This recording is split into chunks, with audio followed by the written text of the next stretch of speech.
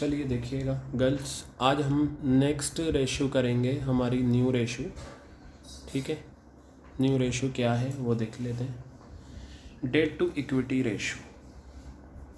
ठीक है, मैंने आपको बताया था एक कंपनी, मान लीजिए कुछ लोग हैं वो ये देखना चाह रहे हैं कि कंपनी को हमने पैसा दिया, ठीक है, हम इस कंपनी में पैसा इन्वेस्ट करना चाहते हैं, क्या ये कंपनी हमें टाइम पर हमारी पेमेंट कर देगी।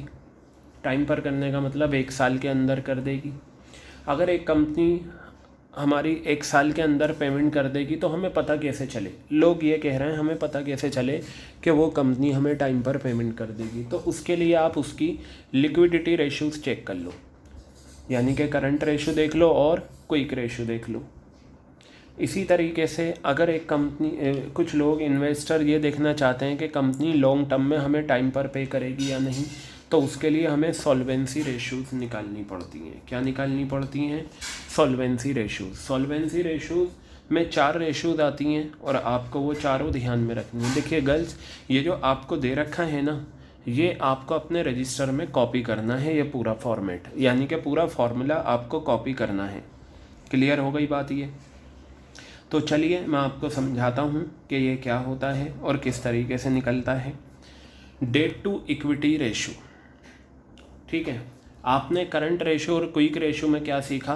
करंट रेशो था तो ऊपर करंट असेट्स आई थी, क्विक रेशो था तो ऊपर क्विक असेट्स आई थी। इसी तरीके से डेट टू इक्विटी रेशो। तो देखिए ये जो डेट है ये ऊपर आ गया और जो इक्विटी है वो नीचे आ गया। क्लियर है बात? जो डेट है वो ऊपर आ गया और जो इक्विटी है वो नीचे आ गया। समझ में आई बात या नहीं? अब मैं आपको बताऊंगा। हाँ, ये देखिए स्टैंडर्ड या आइडियल रेशो इसकी 2:1 होती है।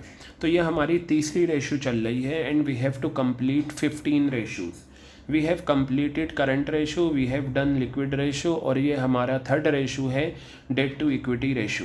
Current ratio, ideal ratio is 2:1, liquid ratio, ideal ratio is 1:1 and standard और ideal ratio of debt to equity ratio is 2:1। अब मैं जानूंगा डेट और इक्विटी का मतलब क्या होता है। गर्ल्स देखिए, ये जो डेट होता है, ठीक है, डेट जो होता है, डेट का मीनिंग होता है लॉन्ग टर्म डेट्स। क्या होता है? डेट का मतलब उधार। डेट का मतलब क्या है? ये उधार। ठीक है, और उधार यानी कि एक कंपनी ने अगर किसी से पैसा लिया है और वो 1 साल के बाद पे करेगी तो हम उसे लॉन्ग टर्म डेट्स कहेंगे। तो डेट टू इक्विटी रेशो में जो डेट आता है उसका दूसरा नाम क्या होता है? Long term debts. क्या होता है उसका दूसरा नाम? Long term debts. और बैलेंस शीट में, नई बैलेंस शीट में कंपनी की डेट के लिए जो वर्ड यूज़ हुआ है वो क्या है? Non current liabilities, NCL, non current liabilities. तो आपको ये नाम भी याद रखने हैं। ठीक है, नॉन करंट लाइबिलिटीज़ का दूसरा नाम क्या है? डेट है। क्लियर है? तो अगर आप ध्यान से देखें, आपने देखा होगा, देखिए ये फॉर्मूला भी बैलेंस शीट से निकल कर आएगा। कहाँ से निकल कर आएगा? ये फॉर्मूला भी आपका बैलेंस शीट से ही मैं आपको दिखाऊंगा कि ये फॉर्मूला किस तरीके से आ रहा है। ये देखिए, ये आपकी बैलेंस शीट आ गई। बैलेंस शीट में क्या लिखा हुआ है? Non current liabilities. ये नॉन करंट लाइबिलिटीज़ वही है जो यहाँ ये फॉर्मूले में डेट है। अब बताइए, नॉन करंट लाइबिलिटीज़ में 4 पार्ट हैं, मैं चारों को अगर ऐड कर दूं तो मेरे पास नॉन करंट लाइबिलिटीज़ आ जाएगा। क्या आ जाएगा मेरे पास?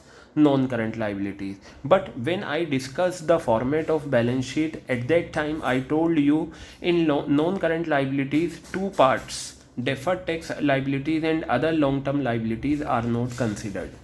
यानी कि ये जो डेफर्ड और ये अदर लॉन्ग टर्म है, इन दोनों का अकाउंटिंग ट्रीटमेंट नहीं है। अकाउंटिंग ट्रीटमेंट का मतलब ये जो हम कर रहे हैं, तो इसका मतलब ये हो गया नॉन करंट लाइबिलिटीज़ में आपके पास सिर्फ 2 चीज़ें आएंगी। एक आएगा लॉन्ग टर्म बोरोइंग्स और एक आएगा लॉन्ग टर्म प्रोविज़न। क्या आएगा? एक लॉन्ग टर्म बोरोइंग्स आएगा और एक क्या आएगा? Long term provision. तो एक फार्मूला नॉन करंट लाइबिलिटीज़ का बनता है long term borrowings plus long term provision. देखिए मैंने यहाँ ये लिखा, लॉन्ग टर्म बोरोइंग्स और ये आपका लॉन्ग टर्म प्रोविज़न। ये दोनों मैंने कहाँ से लिए? ये दोनों मैंने लिए हैं कहाँ से? बैलेंस शीट से। कहाँ से लिए हैं मैंने? ये बैलेंस शीट से लिए हैं। अब देखिए लॉन्ग टर्म बोरोइंग्स का मतलब क्या होता है, ध्यान से सुनिएगा।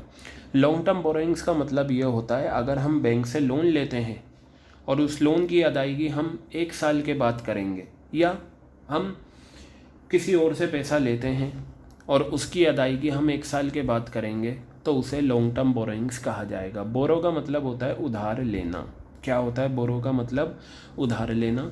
तो देखिए वैसे तो आपको direct long term borrowings given होगा, लेकिन अगर लॉन्ग टर्म बोरोइंग्स आपको गिवन ना हो तो इसकी जगह डिबेंचर्स भी हो सकते हैं, बॉन्ड्स भी हो सकते हैं, टर्म लोन भी हो सकता है, पब्लिक डिपॉजिट भी हो सकता है। ये सारे एग्जाम्पल हैं लॉन्ग टर्म बोरोइंग्स के।